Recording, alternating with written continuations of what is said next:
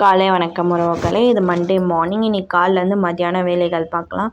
காலைல பிரேக்ஃபாஸ்ட்டுக்கு தோசையும் வேர்க்கடலை சட்னியும் போட்டு எடுத்துக்கிட்டேன்.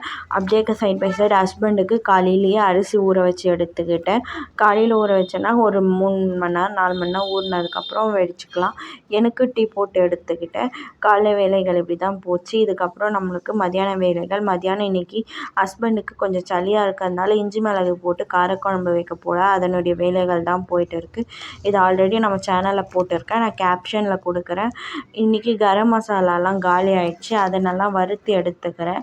கரம் மசாலா, மிளகாத்தூள் எல்லாமே நான் வீட்டிலே ஹோம்மேடாக அரைச்சி கொடுக்குறேன். யாருக்குன்னா வேணால் கமெண்ட் பண்ணுங்கள்.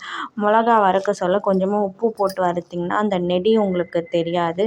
சைட் பை சைட் குழம்பு ரெடி ஆகிடுச்சு. சாப்பிட சொல்ல அப்பளம் வறுத்துக்கலான்னு சொல்லிட்டு சாதம் ரெடி ஆகிடுச்சுன்னா மத்தியான வேலைகள் முடியுது. காலைலேருந்து மத்தியான வேலைகள் இப்படி தான் போச்சு. இன்னொரு மினி விலாகில் பார்க்கலாம். Bye guys. இந்த வீடியோ